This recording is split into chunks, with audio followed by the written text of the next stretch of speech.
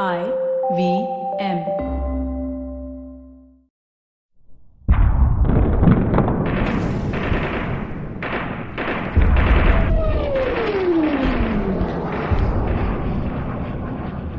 You're required to ensure the security of this country against any aggressor. What does that mean for you? It means that you shall have to fight, and fight to win. There is no room for the loser.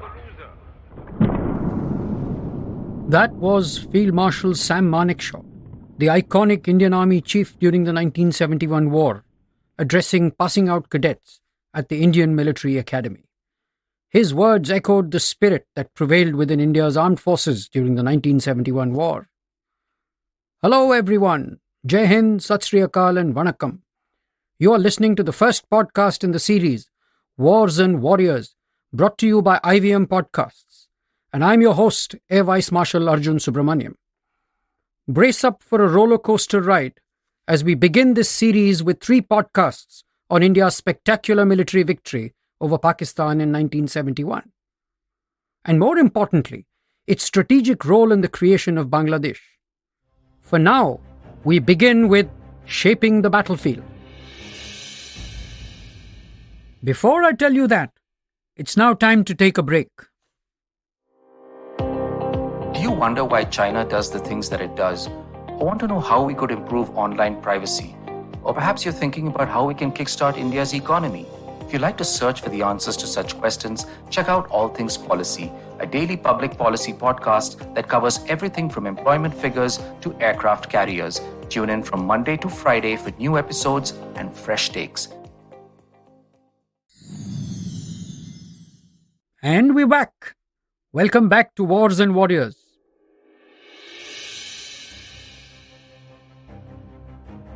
26th March 1971.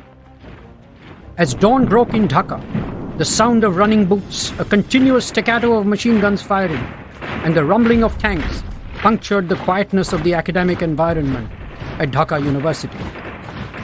Sabre fighter jets joined in soon, targeting specific buildings.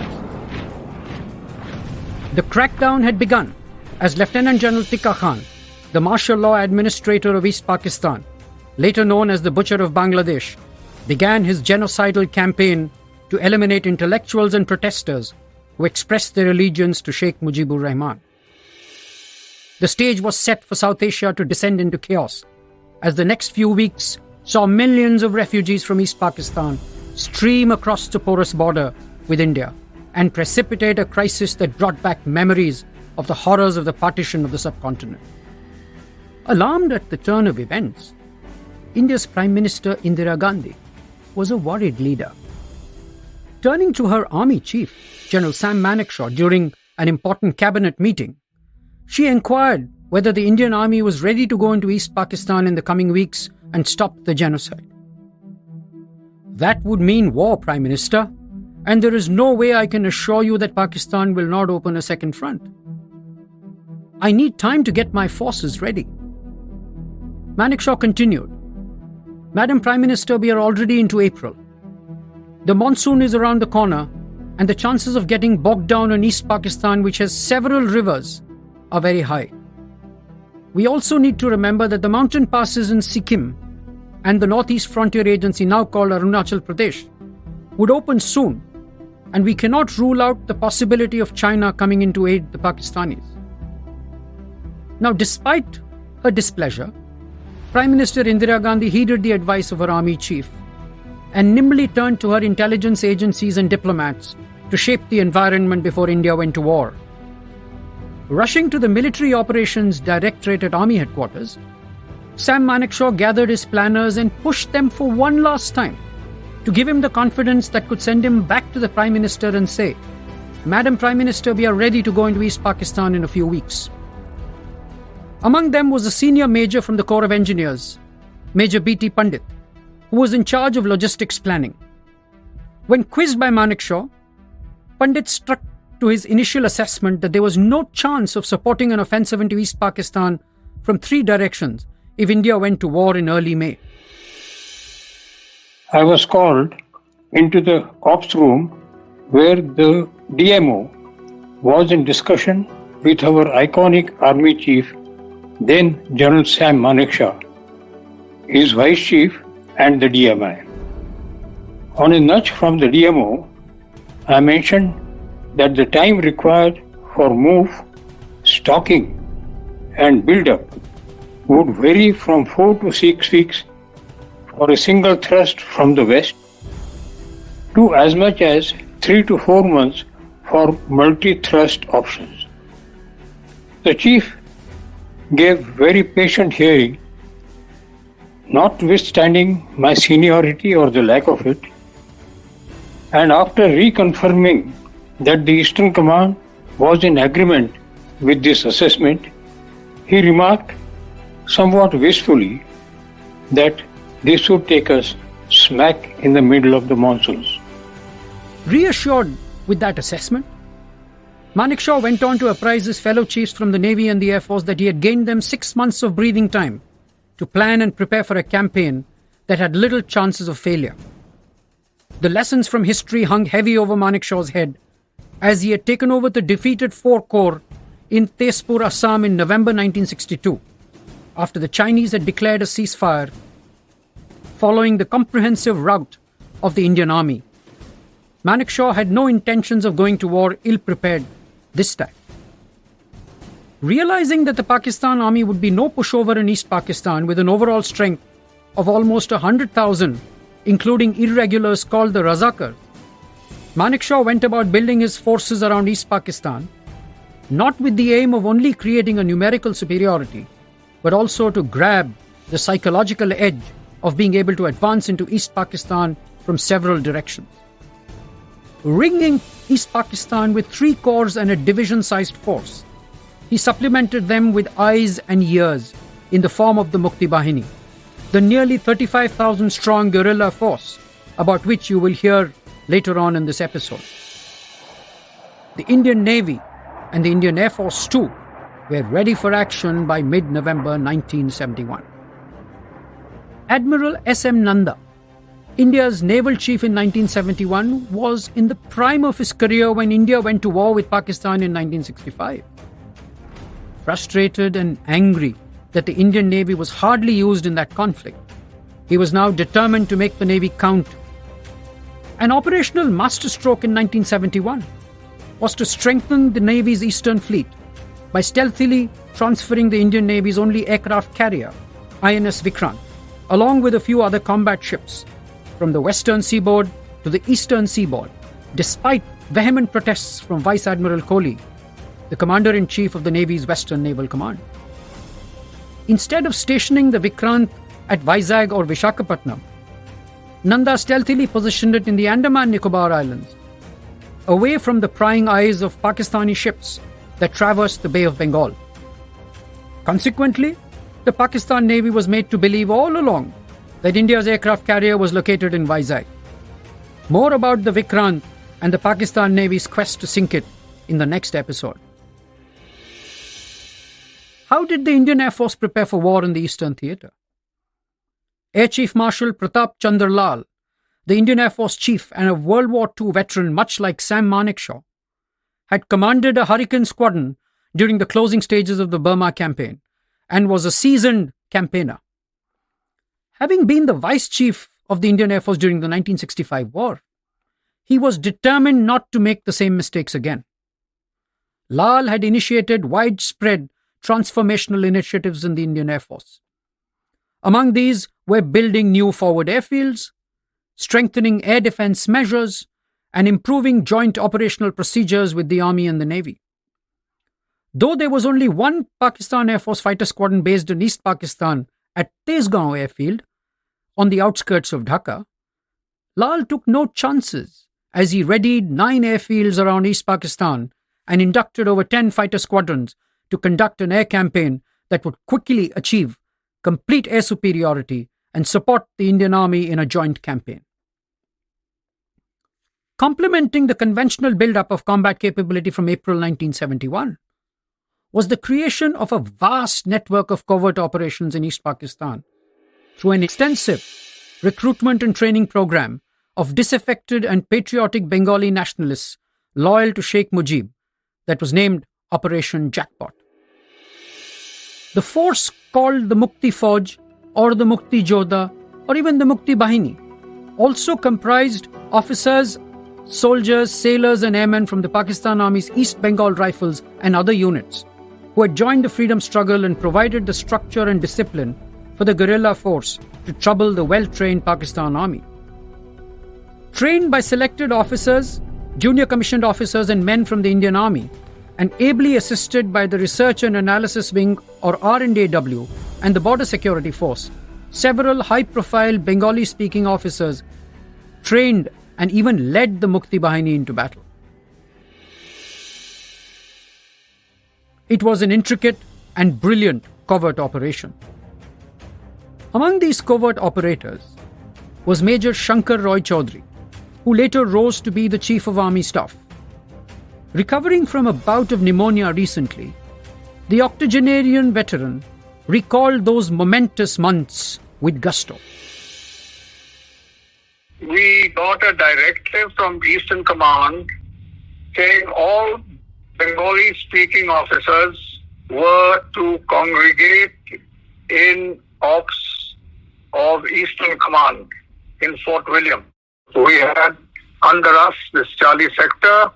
We had a training camp in our case at a place called Chakulia in Bihar, where the Mukti Bahini recruits used to be brought for training.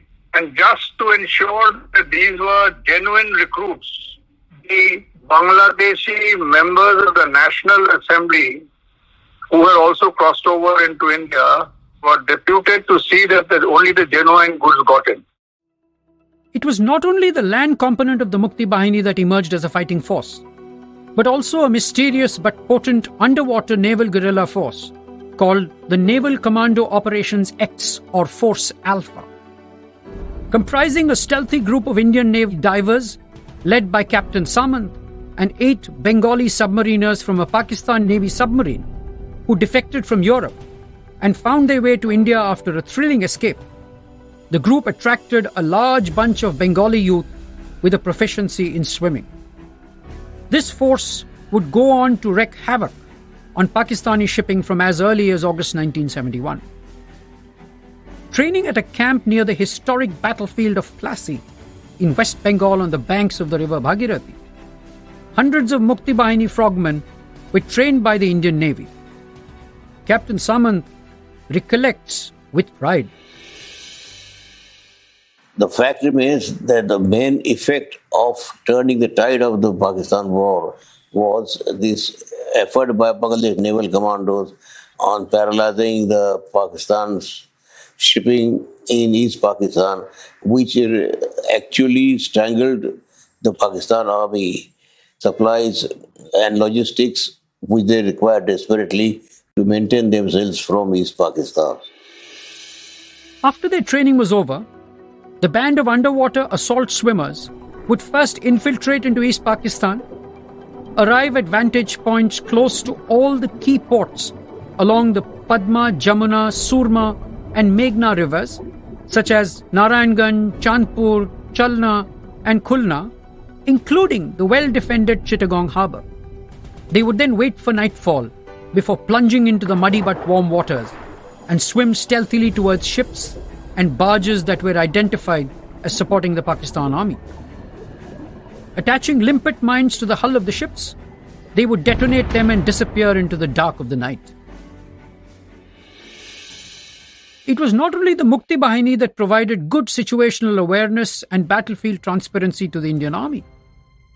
The Indian Air Force too carried out several intrusive reconnaissance missions by Hunter aircraft of 37 Squadron or the Black Panthers that were modified for the photo reconnaissance role. Flying Officer Harish Masant, later an Air Marshal and among the early Indian Air Force pilots to shoot down a sabre after the war was formally declared, has this to say about the various reconnaissance missions flown by him before the war commenced. By mid-1971, our Squadron 37 was given an additional task of fighter reconnaissance, or FR, and had 6 fighters and a trainer, modified with 3 Winton cameras each by about August. We did about 8 or 9 missions, the most memorable of which were the ones on 4th November, when we discovered Saidpur airfield close to Hilly, for which I was treated like a VIP for a fleeting few hours. But that's another story. And the one on 2nd December over Kumila and Lalmai Hills for General Sagat's 4 Corps. We also did a mission over Tangail just before the paradrop on 11th December. How many of you have heard about Kilo Flight? A covert air unit that was set up by the Indian Air Force at Dimapur in Nagaland under the overall leadership of Group Captain Chandan Singh, along with a few young but highly qualified Indian Air Force helicopter and transport pilots, and the first lot of Bengali pilots from Bangladesh Air Force. The flight was equipped with a Dakota, an otter aircraft fitted with rocket pods, and a few Alouette helicopters fitted with machine guns. The reason for creating this unit, as spelt out by Air Chief Marshal Lal, was essentially to give the Bengali pilots a sense of participation in the war to liberate East Pakistan from the Pakistani rulers. By mid-November, almost 10 million refugees had crossed over into India, and sensing that despite her best efforts, she had failed at convincing world powers to step in and stop the carnage in East Pakistan, Prime Minister Indira Gandhi gave the green signal on November 18th during a cabinet meeting for preparatory military action to begin around East Pakistan. In military terms, this is known as shaping the battlefield, and consisted of probing attacks by the Indian Army on border defences, stepped up sabotage action inside East Pakistan by the Mukti Bahini, but not widespread action that could be called war in the true sense. Let me now give you a broad sense of force structures and the Indian Army Orbat in November 1971. 2 Corps commanded by Lieutenant General Raina, a future chief, was the southernmost Indian Army formation and was deployed to the north of Kolkata and made probing attacks in the Boyra region opposite the strong Jessore cantonment of the Pakistan Army. From North Bengal and Assam, making inroads towards the towns of Thakurgaon, Saidpur and Hilly, was 33 Corps under Lieutenant General Thapan. 101 Communication Zone was a division-sized force commanded by Major General Nagra that came in from Meghalaya and ultimately made a run for Dhaka when the opportunity arose. Last was the corps that split the Pakistani defences with its aggressive manoeuvres and made it possible for India to change its war objectives midway through its offensive from the east. Yes, I'm talking about 4 Corps, commanded by Lieutenant General Sagat Singh, about whom you will hear extensively in the next episode. The Indian Air Force deployed MiG-21s, Hunters, Sukhois and Nats as its fighter force along with Mi-4 and Chetak helicopters at 8 airfields. These were Kalaikonda, Dum-Dum, Panagarh, Bagdogra, Hasimara, Guwahati, Kumbhigram and Agartala, while a few other large helicopter launch pads were created as the war progressed. The Indian Navy's Eastern Fleet was led by the INS Vikrant, along with its battle group that comprised the frigates INS Brahmaputra and INS Bias, with the destroyer INS Rajput that remained at the Eastern Naval Headquarters at Vizag. Among the probing battles in November 1971, none is more important than the land and aerial battle that took place at Garibpur in the Boyra sector on 21st and 22nd November. And that will be our last pit stop on this episode. It is now time to take another break. We'll be back shortly. Don't you think that if everyone around you is getting smart, you better be smarter? Hey there, I'm the traveling professor Siddharth Deshmukh and I'm back with season 2 of my podcast to make you smarter. Smarter with Sid. What's this season's focus about? Well, it's about 10-minute nuggets that will make you stand out at work. It's time to go from smart to smarter. Tune in every Tuesday and Thursday and become smarter with Sid. We're back to wars and warriors with me, Air Vice Marshal Arjun Subramaniam. Let us continue from where we left off. As a battalion from the Indian Army's Punjab Regiment, supported by a squadron of PT-76 light tanks from 45 Cavalry, launched a probing attack on 20th November. They faced stiff resistance from a Pakistani Army brigade that was supported by a squadron of the much superior Chaffee tanks and even suffered some losses to aerial strikes by the Pakistan Air Force's Sabre jets. However, superior maneuvering by the Indian tanks resulted in the destruction of 14 enemy tanks for a loss of only 2 Indian tanks. In fact, the Battle of Garibpur could well be the first major battle fought between the Indian Army and the Pakistan Army. Major Balram Mehta was part of 45 Cavalry in this battle. The historic tank versus tank battle fought at Garibpur in erstwhile East Pakistan on 21 November 71 resulted in the complete destruction of Pakistan's 3 independent armored squadrons consisting of 14 Chaffee tanks and badly mauled 2 infantry battalions besides shooting down 3 Sabre jets. The biggest attack launched by Lieutenant General A.K. Niazi against India went up in smoke. Indian cabinet decision taken on 18 November 1971 permitting troops to cross the international border in self-defense resulted in converting early success into launch pads when Pakistan declared war on 3 December 71, adding momentum to the lightning campaign. Garibpur represents the beginning of the end, defeat turning into disaster and bursting the Pakistani myth of invincibility. The Battle of Garibpur is noteworthy for destruction of a complete squadron for the loss of 2 tanks. It also signifies a radical change in the political and military mindset of India and shedding of its historical baggage of past centuries and recent conflicts. The IAF's 22 Squadron was determined to make the afternoon of 22nd November count, as 4 of their young top guns pounced on 4 Sabres, shooting down 2 of them and severely damaging a third in the ensuing dogfight that was witnessed by hundreds of troops on the ground from either side. When Air Chief Marshal Lal visited the squadron the next day, he remarked that the atmosphere was as though the war had already been won. One of those young guns was Flying Officer Don Lazarus. Now in Malaysia as an instructor after having retired from the Indian Air Force years ago, Don recalls.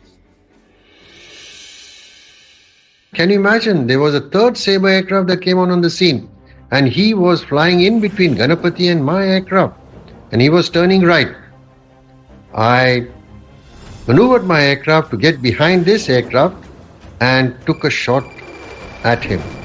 The shot was so accurate that it hit the wing root and the engine caught fire. And I had to overfly him. I was so close to him, and the debris from his aircraft hit my aircraft. It damaged my aircraft and my fuel tank was damaged, and I got a red warning light in my cockpit saying that my fuel transfer had failed. In the meantime, Massey had shot 1 aircraft, Ganapati 1, and 3 aircraft were there, all 3 were shot down, and 4 of us came back and landed at Dum-Dum. The ground crew was so excited that they literally lifted us up out of the cockpit. As November passed and a gentle mist settled over the area, the 2 countries hurtled towards war as India's probing attacks at multiple places in East Pakistan forced Pakistan's hand to open a second front on the Western Front in a big way. The Pakistan Air Force struck several Indian Air Force airfields on the evening of 3rd December, prompting Prime Minister Indira Gandhi to remark to one of her advisors, "The fool Yahya has done it." I speak to you at a moment of grave peril to our country and our people. Some hours ago, soon after 5:30 p.m. on the 3rd of December, Pakistan launched a full-scale war against us. The Pakistan Air Force suddenly struck at our airfields in Amritsar, Pathankot, Srinagar, Avantipur, Uttarlai, Jodhpur, Ambala and Agra. Their ground forces are shelling our defense positions in Sulaimanki, Khemkaran, Poonch and other sectors. In the next episode, which airs on 3rd December, to commemorate the actual declaration of war, I will bring you the race to Dhaka, as India's armed forces executed what has come to be known as the Lightning Campaign, and helped Sheikh Mujibur Rahman realize his dreams of leading a free nation that came to be called Bangladesh.